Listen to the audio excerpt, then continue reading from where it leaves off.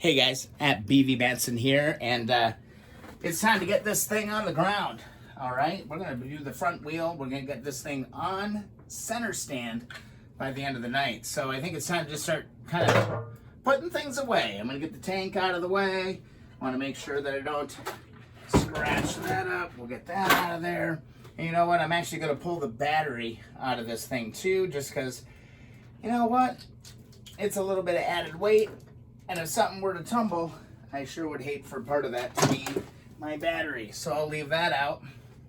Let's go to time-lapse mode. Let's get this thing on the ground.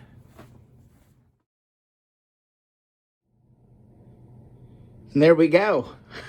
Back on Earth, baby. That bike is ready to go. You know what? Let's get this front wheel on it. That's kind of the mission tonight.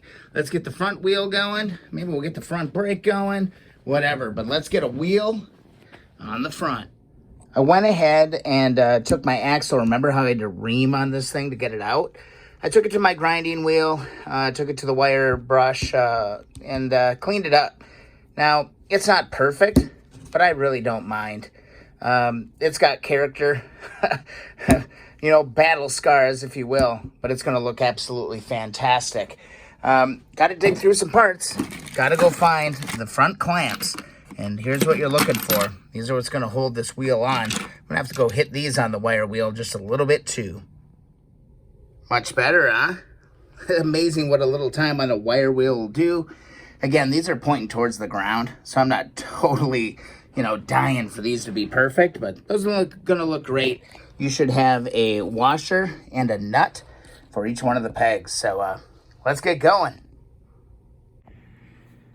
All right, we're looking at the rim and we're looking at our hub. Basically, your hub should just kind of gently drop into position here with not a lot of friction, and it should be pretty free when you're not operating the control arms. All right, so here's your hub, here's your control side. So this is your left side of the bike. Most important thing to remember is that your axle goes through this way, all right? So grab your spacer, and on this side, you're gonna put your spacer in. There's your spacer. And then you're gonna take your axle and tap it through the way. Might need a rubber hammer just to tap it just a little bit. Just like that. Now see how you got that out? Now you grab this bad boy and you're gonna simply put that on there. And there you go. Tighten this up. Let me show you. Tighten this up. Just like that. And there you go, guys. We're gonna have a roller here real quick, but again, let's get 2 screwdrivers and pipe, and go through each of these holes and tighten this hub up as best as we can.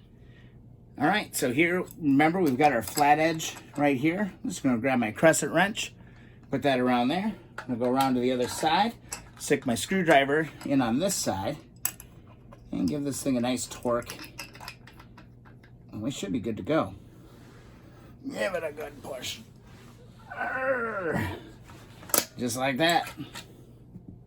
All right, with the control arm in place, or the control arms are in place, we need to just turn our attention to this main holder. This is really important as we're putting this whole bike together. I've got a little crusty nut here. I gotta clean this up, but you gotta have this in place before you put the wheel on. All right, we gotta get the brake stay going in. So basically, all you do is you take it, there's a little locker on this. Don't want to forget about that. Just took all this hardware out to the wire wheel. I will spray it all down nicely with wax here in a little while. But, oh, red flag, red flag. See how my numbers are upside down here? There's like a little, looks like C3JO. Pretty sure I should be able to read that. So I'm actually just going to switch these around. Which I think they actually go the other way, but it doesn't matter. Right now, we'll get it. Just like that. Drop that in loosely. I'm actually gonna put some Loctite on this, and I'm gonna put red Loctite on this. I'm not gonna mess around with anything else on this. This is really important. This is your brake stay. This is what's holding your brake hub, you know, where it needs to be. So let's grab that. Grab this. Kind of a little discombobulated here, but now I got my 3JO right there. Position that like that. Grab this, drop that. Bam. Now, we'll just get this lightly, loosely in place, but a little tip, get as much of this as you can, because it's actually kind of a pain in the butt. And then we're going to Loctite red the other bolt, and let's move over to the bike. All right, so here we're looking at the bike. I've got my brake stay nice and loose. Give you a little bit more elevation so you can see what's going on here. I'm just gonna guide this wheel on. I'm gonna grab the bike kind of up by the fork, give her a lift, just kind of roll it into position as best as you can. Kind of tough to get both sides to go, so sometimes you gotta just get in front of it, grab both of them, and drop it where it needs to be. So we're right where we need to be now. I need to get my brake stay in position, and I need to rotate this wheel quite a bit. See, your brake stay connects here. There's a bolt here. So you basically just need to move this until you get alignment. Let me switch the camera to the other side. All right, we're on the other side, and you can see here is my last part there, and here's that bolt. I'm gonna rotate that hub and that wheel until this all lines up perfectly. And we'll grab our washer and our lock nut. I'm gonna go in. I wanna get this to go together here. All right. It's gotta be, it's pretty damn precise. So you gotta be right on it. But anyway, get that one going. This is a long-winded one. And then we'll tighten that up, then our brake stays in place. Let's flip around to the other side so you can see what we accomplished here. So here's what we've done. We've connected our brake stay to the front fork. That's going to prevent this from ever moving. And again, our brake cable is going to be down low on this, and that will actually be activating our brakes. So, fantastic. Let's go ahead and get this wheel permanently on. Here's how things should be lining up. Your fork should be right up against the main kind of nut on that axle. And then over here, we should be pretty flush and right up against the spacer. That's how your wheel mounts, and that's how it's going to be. So that's important. Just remember, that's kind of what you're looking for right there. Nice and together. Next, we're going to grab one of our bottom clamps. And I'm not sure if there's really a system to this or not, but I always usually just kind of look for the one that is less wobbly. This one is way less wobbly, so I'm going to go ahead. I have already put Loctite on this, so I got Loctite on both of these. Just go ahead, a washer and a nut. Surprised there's not locking washers. You think I should put some on? I kind of think I should. Yeah, on second thought, you know, I don't see anything listed there. So we're going to torque these up properly, and we should be good to go. That's probably why there's a torque specification. Let's hop over to the other side and do the same thing. Here we go. Let's kind of look and see which one moves less. There must be just a slight difference in them, because there's always one that's, you know, kind of obvious that feels a little bit better, and that one definitely feels a little bit better. Again, I've got blue Loctite on these already. I'm just going to put these on. We'll have a front wheel on this thing, but again, don't forget to torque it. Don't forget to torque it. This is really important. This holds your front wheel on, so you got to torque this stuff up.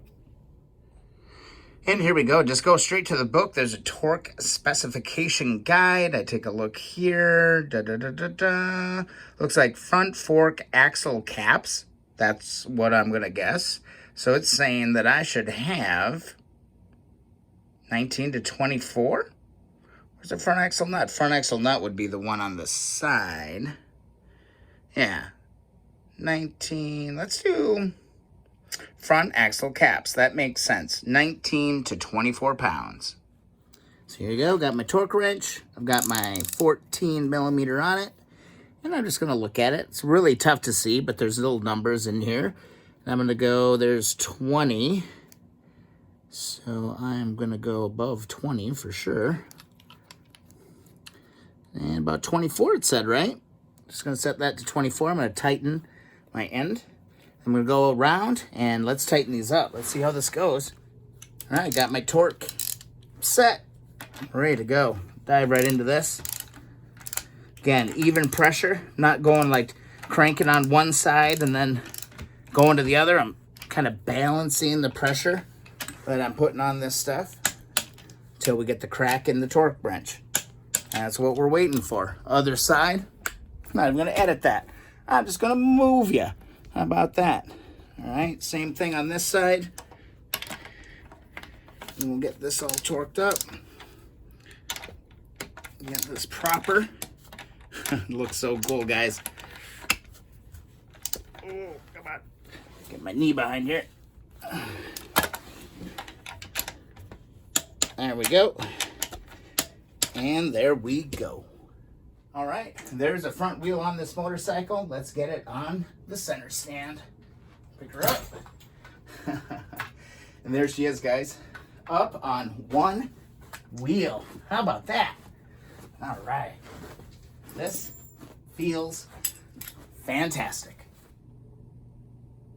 So we've got the wheel on. That's all torqued up. Just don't forget to go and tighten up the brake stay.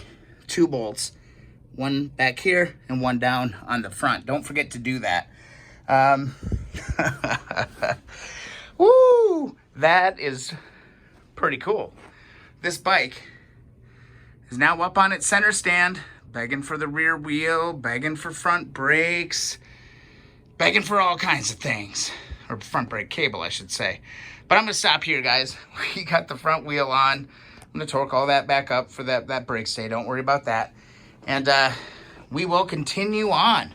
If you enjoy the videos, please subscribe. Thumbs up the videos you enjoy. Love your comments, man. Let me know what I'm doing right, what I'm doing wrong. Follow along Instagram and Twitter at BV Matson. See you in the next video.